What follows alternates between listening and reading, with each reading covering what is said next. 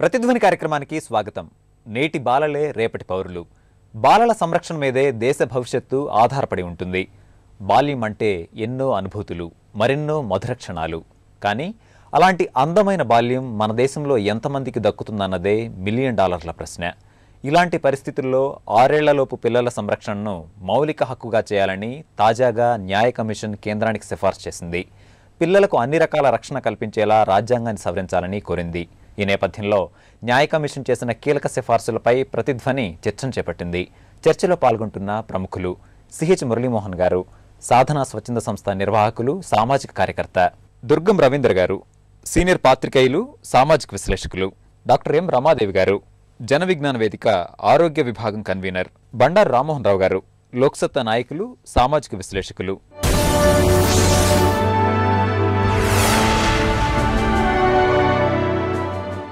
మురళీమోహన్ గారు, ఈరోజు చిన్నారుల సంరక్షణకు సంబంధించి న్యాయ కమిషన్ కీలక సిఫార్సు చేసింది. ముఖ్యంగా 6 సంవత్సరాలలోపు చిన్నారులకు సంరక్షణ అనేది ఒక హక్కుగా ఉండాలి అన్న విలువైనటువంటి సూచనను న్యాయ కమిషన్ నుంచి మనం చూసాం. మరి దీన్ని మీరు ఎలా విశ్లేషిస్తారు? న్యాయ కమిషన్ చేసినటువంటి సూచనలన్నీ కూడా గతంలో చర్చలో ఉన్నటువంటి అంశాలే. ఇట్లా కొత్తదనం ఏం లేకపోయినప్పటికీ కూడా వాళ్ళు న్యాయ కమిషన్ చెప్పడం ద్వారా దానికి ఒక వ్యాలిడిటీ వచ్చింది, దానికి ఒక బలం వచ్చింది. అంటే మనము చిన్నారులను చూసేటప్పుడు మనము ఎట్లా చూస్తామంటే, ఒక కవి అన్నట్టు ఆకాశం నుంచి జాలువారుతున్న ముత్యపు చినుకులు ఈ చిన్నారులు అన్నాడు. అవి ముత్యపు చిప్పలో పడితే ముత్యాలు తయారవుతాయి, మురికి కోపంలో పడితే మురికిలో కలిసిపోతాయి. ఇక్కడ రక్షించాల్సినటువంటి ఈ ఏదైతే ఉందో పాత్ర, అది ప్రభుత్వానికి. ఏ రాజ్యమైనా పిల్లలని జాతి సంపదగా గుర్తించాలి కూడా. కాన్స్టిట్యూషన్లో కూడా రాసుకున్నాం మనం, ఈ దేశ పిల్లలు మా జాతి సంపద అని. ఆ సంపదని రక్షించాల్సినటువంటి బాధ్యత ప్రభుత్వాలది. ఈ పిల్లలు రేపటి పౌరులు అనుకున్నాం కదా, ఆ పౌరులను తీర్చిదిద్దే దాంట్లో ఒక రాజకీయ దృక్పథం అనేది క్లియర్గా ఉండాలి. అలా ప్రపంచంలో ఒకే ఒక దేశం అట్లా ఉంది, అది నార్వే దేశం. పిల్లలకు సంబంధించినటువంటి సమస్త హక్కులని కాపాడుతున్నటువంటి దేశం నార్వే. అట్లా ఆ దేశంలో ఎప్పటి నుంచో అమలు చేస్తున్నారు. అంటే దురదృష్టవశాత్తు మన దేశంలో ఏంటంటే 1959లో ఐక్యరాజ్య సమితి పిల్లల సంరక్షణ గురించి మాట్లాడిన తర్వాత మనం 79లో మన పాలసీల్లో మార్పుల గురించి ఆలోచించాం. తర్వాత మళ్ళీ ఆ హక్కుల గురించి సంతకం ఆలోచించాల్సింది ఎప్పుడు వచ్చింది? 1989లో మళ్ళీ ఐక్యరాజ్య సమితి చైల్డ్ రైట్స్ డిక్లేర్ చేసినాక. కానీ మనం సంతకం చేసింది ఎప్పుడు? 92లో. తర్వాత విద్యా హక్కు చట్టాన్ని తీసుకొచ్చింది మనం 2010లో. అంటే ఈ గ్యాప్ అనేది పిల్లల గురించి ఎప్పటి నుంచో చర్చ ప్రపంచవ్యాప్తంగా జరుగుతున్నప్పటికీ ఇంత గ్యాప్ వచ్చింది. ఈ గ్యాప్లో కూడా ఇవాళ న్యాయ కమిషన్ చెప్పినటువంటి దాంట్లో ప్రధానమైనటువంటి అంశం మీద 25 ఏళ్లుగా పోరాడుతున్నాం మేము. ఏంటంటే ఫస్ట్ 3 నుంచి 18 సంవత్సరాల వరకు విద్యని ప్రాథమిక హక్కుగా చెయ్యాలి అనేది మా డిమాండ్. మొదటి నుంచి కూడా పిల్లల మీద పనిచేస్తున్న మా డిమాండ్. మేము ఢిల్లీలో ఏం మీటింగులు చేసినా అదే ఒక్కానిచ్చినాం. అయితే దీంట్లో చాలా స్పష్టం ఏంటంటే, ప్రభుత్వాలకు 1950లో పంచవర్ష ప్రణాళిక తయారు చేసే నాడే జరిగిన చర్చలో, ఇంత పెద్ద దేశంలో పిల్లలందరికీ మనం హక్కులు కల్పిస్తే, దాన్ని ప్రాథమిక హక్కుగా చేస్తే ప్రతి ఒక్కరూ కోర్టుకు పోతారు, మనం ఎదుర్కోలేమనేటువంటి ఒకే ఒక అంశం మీద పిల్లల యొక్క హక్కుల్ని తీసుకుపోయేసి ఆదేశిక సూత్రాలలో పెట్టింది. సరే, ఇవాళ ప్రజల డిమాండ్ వచ్చింది, కమ్యూనిటీ డిమాండ్ వచ్చింది, మేధావులు ఆలోచించారు, మొత్తం మీద చట్టం వచ్చింది. ఈ చట్టం వచ్చినప్పుడు కూడా మనం స్పష్టంగా అడిగింది ఏంటంటే, అట్లీస్ట్ 3వ సంవత్సరం నుంచి తీసుకోకపోతే, ఇలా 1వ తరగతిలో మనకు పిల్లలు లేరు, చేరే పిల్లలు లేరు, పిల్లలు తగ్గిపోయినారు. దీనికి అటాచ్ చేయాలంటే కంపల్సరీ ICDS సెంటర్ని అటాచ్ చేయాలి దీనికి. ఇది ఒక డిమాండ్ మొదటి నుంచి కూడా ఉన్నది. అట్లనే దీంట్లో ఎందుకు పిల్లల గురించి వీళ్ళు చేయలేదు అంటే, 13-14 సంవత్సరం బడ్జెట్ కనుక చూస్తే బాలల సంరక్షణకు మనం పెట్టింది 4.62%, 4.62%. మరి మన శాతం ఎంత? పిల్లల శాతం 48% జనాభా. 48%కి మనం పెట్టిన డబ్బు అంత.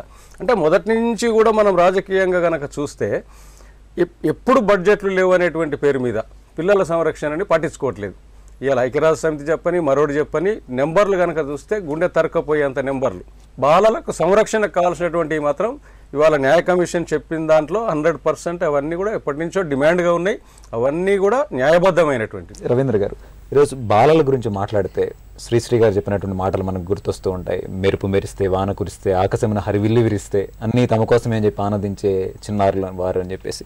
మరి ఈ పరిస్థితి దేశంలో ఉన్న ప్రతి ఒక్క చిన్నారికి ఉందంటారా? బాలల స్థితిగతులు దేశంలో ఎట్లా ఉన్నాయంటారు? మీరు బాగాలేదన్న విషయం కాబట్టి మనం మీద చర్చ పెట్టుకున్నాం అండి. పిల్లల పరిస్థితులు ఏమాత్రం బాగాలేవు. అటు సంపన్నుల కుటుంబాల్లో కానీ, మధ్యతరగతి కుటుంబాల్లో కానీ, కింది తరగతులు కానీ, ఏ ఇంట్లో కూడా పిల్లల్ని ఆరోగ్యవంతంగా శాస్త్రీయమైన పద్ధతులు పెంచట్లేదు. దీంట్లో అనుమానం లేదు. ఆ కలిగిన కుటుంబాల్లో లేని కుటుంబాల్లో కూడా పట్టణాల్లో, గ్రామాల్లో, నగరాల్లో ఎక్కడ కూడా పిల్లలు ఆరోగ్యవంతమైన వాతావరణంలో పెరగట్లేదు. దీంట్లో అనుమానం లేదు. రైట్. నార్వేలో ఉన్న పరిస్థితుల్లో 1/10 100లో 10% కూడా మన దగ్గర లేవని చెప్పొచ్చు స్పష్టంగా. పిల్లల పెంపకం అన్నది భారతదేశంలో ఒకానొక దశలో అది ఉమ్మడి కుటుంబంలో పిల్లలు హాయిగా పెరిగేవాళ్ళు, వాళ్ళు ఎడ్యుకేట్ అయ్యేవాళ్ళు, కులవృత్తిని స్వీకరించేవాళ్ళు, చాలా సహజంగా జరిగిపోయేది. ఇది ఎప్పుడైతే మనకు 47 తర్వాత మనకు స్వతంత్రం వచ్చిందని మనం అనుకున్నామో, ఈ ప్రణాళికలు, ప్రభుత్వ బడులు, అక్షరాస్యత పేరుతోని 4 అక్షర ముక్కలు నేర్చుకోవడం అక్షరాస్యత, కానీ విద్య ఎక్కడ నేర్చుకుంటారు? సంస్కారాలు ఎక్కడి నుంచి వస్తాయి? చిన్న పొరపాటు పిల్లవాడు చేస్తే ఇంట్లో నాన్న, అమ్మ, తాత అందరూ ఒకేసారి నెగటివ్గా రియాక్ట్ అయ్యి అట్లా చేయొద్దు బాబు అని చెప్తే అది ఆటోమేటిక్గా ఏర్పడేది అట్లా సంస్కారం. మనము అమెరికాలో కల్చరల్ లిటరసీ అని ఒక పెద్ద ఉద్యమం కింద తీసుకొచ్చారు. వాళ్ళు కల్చర్ లేదనే విషయం అర్థమై మనం కల్చరల్గా ఇల్లిటరేట్ అయినాము, అక్షరాస్యత నేర్చుకోలేదు, పరంపరాగతంగా వస్తున్నటువంటి కుల వృత్తులు వదిలేసాం. భారతదేశంలో బహుశా ఇప్పుడున్న బాలల స్థితి గతంలో ఏ తరంలో కూడా ఆ ముస్లిం రాజుల పాలనలో కానీ, ఇంకొకరి పాలనలో కానీ, బ్రిటిష్ వాళ్ళ పాలనలో లేనంత దుర్మార్గంగా, అమానవీయంగా, అరాచకంగా ఉన్నది బాలల పరిస్థితి ఈరోజు. దాడుల గురించి కమిషన్ మాట్లాడింది. అన్ని మాట్లాడుకునే స్థితికి వచ్చినామంటే అది ఎంత అవమానకరమైన విషయం అండి. పిల్లల హక్కుని బాధ్యతగా మీరు స్వీకరించండి, ఇది ఒక హక్కు వాళ్ళకి కల్పించాలనే స్థితికి మనం వచ్చినామంటే ఎంత హీనమైన స్థితిలో ఉన్నాం మనం. ఎవరికి వాళ్ళు వ్యాపార సంస్కృతులు పడిపోయి విద్యను వ్యాపారం చేసి చివరికి ప్రెగ్నెంట్ మదర్కి ట్రైనింగ్ ఇచ్చే ఇన్స్టిట్యూట్స్ కూడా వచ్చినాయి. ఇప్పుడు పిల్లలు పుట్టలో ఉన్నప్పటి నుంచి డిస్క్రిమినేషన్ మొదలయ్యి స్కానింగ్ల పేరుతో ఆడపిల్లలను చంపేసి 64 లక్షల మంది పిల్లలు 1 నుంచి 5 ఏళ్ల వయసులో పిల్లలు చనిపోతున్నారు. 50 లక్షల మంది బాల కార్మికులు ఉన్నారు. అఫీషియల్గా 1.5 కోటి మంది బడి బయట ఉన్నారు. అంటే ఏడాదికి దగ్గర 3 కోట్ల మంది బాలల్ని బలిపెట్టుకుంటూ మనం ఏ సమాజాన్ని నిర్మిస్తున్నాము? ఏమవుతారు? ఈ ఒడిదుడుకుల్లో పెరిగిన పిల్లలు రేపు పొద్దున ఏమవుతారు? హింస మధ్య పెరిగిన పిల్లవాడు హింసని అడాప్ట్ చేసుకుంటాడు. రోజు తల్లిని తండ్రి ఇంట్లో వాతావరణం సరిగ్గా లేని ఇంట్లో పెరిగిన పిల్లలు డిస్టర్బ్ అయ్యి రేపు పొద్దున ఏమవుతారు? బాల్యం ఆరోగ్యంగా గడిపిన వాళ్ళు ఎవరు కూడా అనారోగ్యమైన పనులు చేయరు భవిష్యత్తులో. ఈ విషయాన్ని దృష్టిలో పెట్టుకోవాల్సిన కోర్టులు హెచ్చరించేదాకా మనం దిగజారినామనంటే పిల్లల విద్య కానీ, బడులు కానీ, కుటుంబ వ్యవస్థ కానీ అన్ని రకాలుగా డిస్టర్బ్ అయిపోయింది. దీన్ని పునర్నిర్మించాల్సిన అవసరం ఉంది. ఇది చాలా సీరియస్ ఇష్యూ. ఇప్పుడు కనుక మనం ఇది పని మొదలు పెట్టకపోతే రానున్న భారతదేశం మరింత ప్రమాదకరమైన స్థితిలో నెట్టబడుతుంది. రమాదేవి గారు, ఈరోజు 5 సంవత్సరాల్లో ఉన్నటువంటి పిల్లల్లో దాదాపు 20% మంది ఈ సమస్యతో బాధపడుతున్నారు అన్నటువంటి గణాంకాలను మనం చూస్తూ ఉన్నాం. మరి న్యాయ కమిషన్ సిఫార్సుల నేపథ్యంలో పిల్లలకు సంబంధించినటువంటి పోషకాహార సమస్యపై మీరేమంటారు? న్యాయ కమిషన్ చాలా చక్కగా విశ్లేషించిందండి. అయితే న్యాయ కమిషన్ కన్నా ముందు మనకి జాతీయ కుటుంబ ఆరోగ్య సర్వే 3లో చాలా గణాంకాలు బయటకు వచ్చాయి. దాని ప్రకారము 20% కాదు 46% మంది పిల్లలు 6 సంవత్సరాల లోపల ఉన్న పిల్లలు పోషకాహార లోపంతో బాధపడుతున్నారు. అట్లాగే 33% మంది 13-14 సంవత్సరాలకే పెళ్లిళ్ళు చేసి పంపించేస్తున్నారు. బాల్య వివాహాలు జరుగుతున్నాయి. ఆ బాల్య వివాహాలు జరగడం వలన ఒకటి వాళ్ళకి విద్య నుంచి దూరం చేయబడుతున్నారు, రెండవది వాళ్ళ గర్భధారణ వలన అనేక రకాలైన ఇబ్బందులకు గురై వాళ్ళకి పుట్టే పిల్లలు బరువు తక్కువగా ఉండే పిల్లలు, అట్లాగే పోషకాహార లోపంతో ఉన్న పిల్లలుగా పుడుతున్నారు. దానివలన ప్రసూతి మరణాలు కూడా జరుగుతున్నాయి. అట్లాగనే మీరు ఇన్ఫంట్ మార్టాలిటీ అని అంటాం. అంటే ఒక పుట్టిన పిల్లల్లో 1000 మంది పిల్లలు పుడితే ఎంతమంది చనిపోయారు అనే దాన్ని ఇన్ఫంట్ మార్టాలిటీ రేట్ అంటారు, IMR అని అంటాం. అది మన రాష్ట్రంలో కానీ మన దేశంలో కానీ యావరేజ్ 50 ఉంటే మన తెలుగు రాష్ట్రాల్లో కూడా 49 ఉంది. అయితే ఖచ్చితంగా దాన్ని 30కి తగ్గిస్తామని చెప్పారు, కానీ ఇప్పటి వరకు అది జరగలేదు. అసలు ఈ అంగన్వాడీ సెంటర్స్ కాన్సెప్ట్ కూడా పిల్లలకి 3 సంవత్సరాల లోపల గనక తగిన పోషకాహారం ఇవ్వకపోతే వాళ్ళ కాగ్నిటివ్ బిహేవియర్ అంటే నేర్చుకునే సామర్థ్యం మీద పూర్తిగా మెదడు పెరుగుదల మీద ప్రభావం పడుతుంది అనే దీంతోనే అంగన్వాడీ సెంటర్స్ని ఏర్పాటు చేశారు. అయితే ఈ అంగన్వాడీ సెంటర్ల పనితీరుని కూడా మనం గమనిస్తే ఇప్పటికీ ఒకటేమంటే 10,000 నివాస ప్రాంతాల్లో 2 తెలుగు రాష్ట్రాల్లో చూస్తే ఇప్పటికీ అంగన్వాడీ సెంటర్లు లేవు. అట్లాగే ఉన్న చోట్ల కూడా వాళ్లకు సరి అయిన అంటే వైటమిన్ A డ్రాప్స్ ఇవ్వడం కానీ, మిగతా సామర్థ్యాలు ఇవ్వడం కానీ, అట్లాగే తల్లులకి పౌష్టికాహారం ఇవ్వడం కానీ ఇవన్నీ కూడా క్షేత్రస్థాయిలో సరిగ్గా అమలు జరగడం లేదు అని చెప్పి కూడా ఉన్నాయి. దానికి ఉదాహరణ ఏంటంటే 10-20 సంవత్సరాలుగా అంగన్వాడీ సెంటర్లు పని తీరుని కనుక చూస్తే పౌష్టికాహారం పెరిగింది కేవలం 1.7% మాత్రమే. దీన్ని బట్టే వాటి పనితీరు ఎలా ఉంది అనేది మనం అర్థం చేసుకోవచ్చు. మన దేశ జనాభాలో 3వ వంతు బాలలే ఉన్నారు. ఆరోగ్యం వరకు చూసినప్పుడు దానికి సంబంధించిన అన్ని జాగ్రత్తలు తీసుకోవాలా, అది ప్రభుత్వ బాధ్యత. రామ్మోహన్ గారు, అత్యంత కీలకమైనటువంటి సిఫార్సు పిల్లల సంరక్షణకు సంబంధించి కేంద్ర ప్రభుత్వం తప్పనిసరిగా ప్రాథమిక హక్కుల్లో భాగంగా 24A చేర్చండి అని కేంద్రానికి న్యాయ కమిషన్ చేసినటువంటి సిఫార్సుపై కేంద్ర ప్రభుత్వం ఎలా స్పందించాలంటారు? ఈ సిఫార్సు యొక్క ఆవశ్యకతను మీరు ఎట్లా చూస్తారు? అంటే స్వాతంత్రం వచ్చిన కొత్తలో మనకు రాజ్యాంగం ఏర్పరచుకున్నప్పుడు ఏవైతే సమాజానికి అవసరమైనయో, ఉదాహరణకు మద్యపాన నిషేధం కానీ, అట్లాగే మనకు స్థానిక ప్రభుత్వాలకు అధికారాలు కానీ, పిల్లల సమస్యలు కానీ, వీటన్నింటినీ కూడా అప్పటికప్పుడు ఆచరణ చేయలేమని ఆదేశ సూత్రాలు పెట్టుకున్నాం. కానీ వాళ్ళ మన ఆర్టీ వచ్చిన తర్వాత ఆదేశ సూత్రాలు మెల్లమెల్లగా అమలు చేయడం సాధ్యం అవుతుంది. 73, 74 రాజ్యాంగ సవరణ ద్వారా పంచాయతీలకు వీటికి అధికారాలు వచ్చినాయి. 70 ఏళ్ల స్వాతంత్రం తర్వాత కూడా ఆదర్శాలుగా మిగిలిపోతున్నాయి. ఇప్పుడు చట్టాల రూపంగా వచ్చినా ఆర్టీ చట్టం వచ్చి 5 ఏళ్ళు అవుతుంది, ఇంకా మొదటి లేదు. ఇంకా రూల్స్ ఫ్రేమ్ అయిన తర్వాత కూడా ఇవాళ ప్రైవేటు పాఠశాలలు 25% కోట ఇంకా అమలు అవుతలేదు. ముఖ్యంగా ఏంటంటే సమస్యల సుడిగుండంలో బాల్యం ఛిద్రం అవుతుంది. ఒకనాడు గురజాడ అప్పారావు గారు పుత్తడి బొమ్మ పూర్ణమ్మ, ఇవాళ పుత్తడి బొమ్మలు ఇంకా ఉన్నారు. ఒకనాడు బిడ్డల శిక్షణ గురించి చలంగారు రాశారు, ఇవాటికి ఆదర్శ గ్రంథం అది. అట్లాగే శ్రీశ్రీ గారు, మన కొడవాటిగండి కుటుంబరావు గారు రాశారు, ఏది చదువు నవల. వీటిని చూస్తే ఒక 50 ఏళ్ల క్రితం ఎట్లా ఉన్నా అంతకన్నా అధ్వానంగా ఉంటున్నాయి ఇప్పుడు. దీనికి కారణం నేను బేసిక్గా ఏమనుకుంటున్నా అంటే, ఈ సమస్య సుడిగుండా ఎట్లుందంటే పుట్టుకన్నా ముందే భ్రూణ హత్యలు, తర్వాత మీకు శిశు మరణాలు, అట్లాగే పోషకాహార లోపము, తర్వాత గృహహింసలో మీకు చాలామంది ఇప్పుడు ఈ విశ్లేషణలో చాలామంది ఆర్థికంగా లేకపోవడం వల్ల బాళ్ళకు పోతలేరు పిల్లలు, ఇది పాత వాదన. నేనేమంటే ఇట్లా ధనిక పేద భేదం లేకుండా బాలలు వివక్షకు గురవుతున్నారు. సమస్య ఎక్కడ వస్తుందంటే ప్రాథమిక విద్య కన్నా ముందు 3 ఏళ్ల కన్నా ముందు పోషకాహారం, 3 ఏళ్ళ నుంచి 6 ఏళ్ళ 5 ఏళ్ల దాకా మీకు అంగన్వాడీ. అట్లాగే మీకు పిల్లలకు ఒక మహానుభావుడు అన్నాడు, పిల్లలకే ఓటు హక్కు ఉంటే ప్రభుత్వాలు కానీ రాజకీయ పార్టీలు బాగా స్పందించేది. ఇప్పటికే 18 ఏళ్ళకి ఓటు హక్కు వచ్చింది. కనుక కిడ్నాప్లు వీటి విషయంలో కూడా హైకోర్టులు సుప్రీంకోర్టులు చాలాసార్లు స్పందించినాయి. ఏంటంటే పిల్లలు కిడ్నాప్ గురైనప్పుడు మీరు ఎందుకు స్పందించాలి, పిల్లలు అసలు తప్పిపోయినప్పుడు మీరు ఎందుకు స్పందించలేకపోతున్నారని దాని మీద. ఇప్పటికీ మీరు కిడ్నాప్ కేసులు అయినా లేకుంటే పిల్లలు తప్పిపోయినప్పుడు అసలు ఇప్పటికీ ఎంక్వైరీ చేయకుండా చాలా 100,000 కేసులు దేశవ్యాప్తంగా ఉన్నాయి. సమగ్రంగా ఆలోచించి ఇవాళ ఈ కమిషన్ ఏదైతే కపూర్ కమిషన్ ఏదైతే మంచి సూచన చేసింది. ఇప్పటికైనా ప్రభుత్వం కళ్ళు తెరవాలి. లేకుండా ఏమైందంటే ఈ సూచనలో నేర్చుకునే సామర్థ్యాలకు ఆహారానికి లింక్ ఉన్నది, నేర్చుకునే సామర్థ్యానికి కుటుంబ పరిస్థితులు లింక్ ఉన్నది.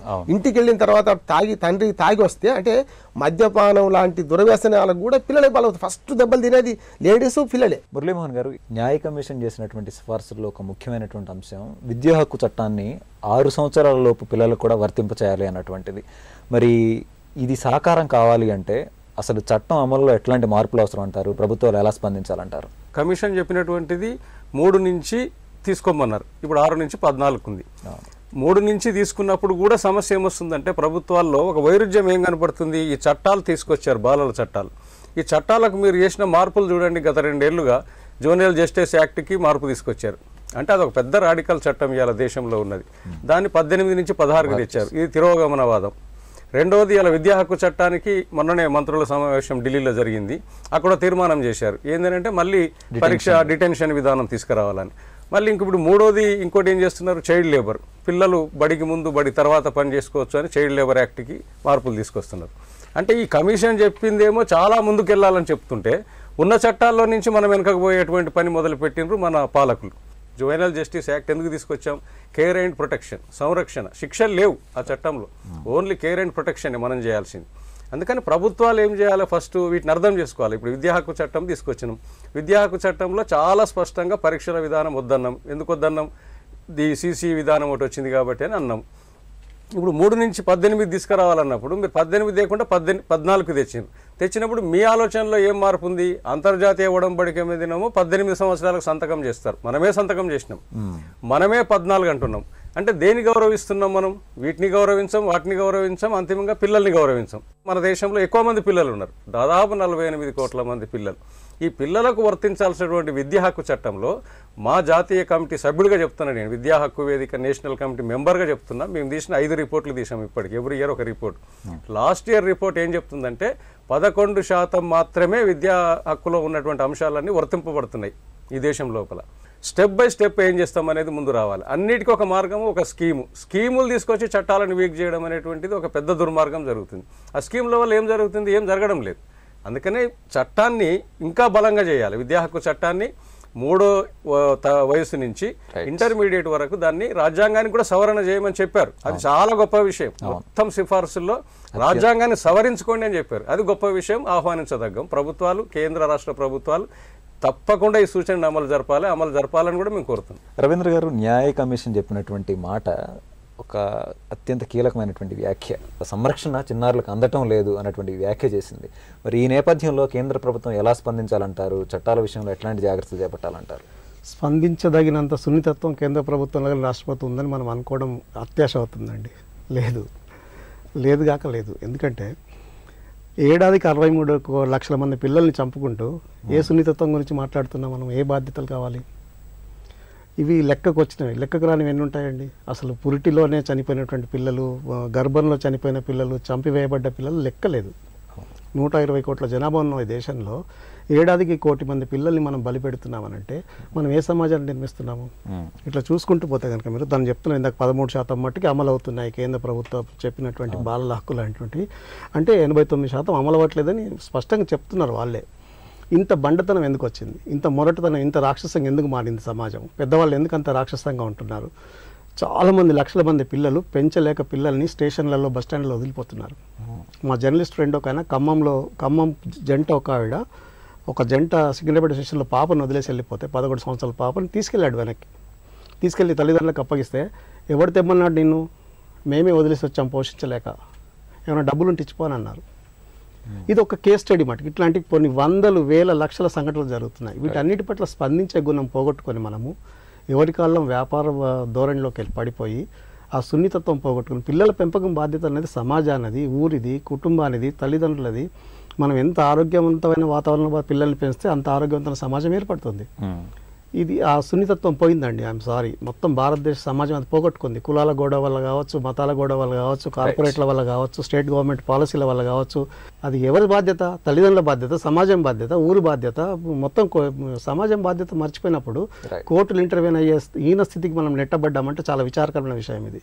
ఈ విషయంలో అన్ని sections, not only political parties అని కాదు, బ్యూరోక్రాట్స్ అని కాదు, ఈవెన్ ఉపాధ్యాయ సంఘాలు, పేరెంట్స్, కుటుంబాలు ఈ మనం పండగలు చేసినప్పుడు మనం పుష్కరాలకు ఎట్లయితే ప్రచారం జరిగింది అట్లా ప్రచారం చేసి అందరినీ చైతన్యవంతులను చేస్తే తప్ప పరిస్థితుల్లో మార్పు రాదు. సమిష్టి బాధ్యత తీసుకోవాలంట. సమిష్టి బాధ్యత తీసుకోవాలి. కోర్టు చెప్పినందువల్ల రాదు, చిత్తశుద్ధి పెరగాలి అందరికీ. రమాదేవి గారు, న్యాయ కమిషన్ చేసినటువంటి సూచనలో ఒక ముఖ్యమైనటువంటి అంశం అసంఘటిత రంగంలో ఉన్నటువంటి మహిళలతో పాటుగా ప్రతి మహిళకి ప్రసూతి ప్రయోజనాలు అయినటువంటిది తప్పనిసరిగా అందేటటువంటి వ్యవస్థ ఏర్పాటు కావాలి అన్న విలువైన సూచన చేసింది.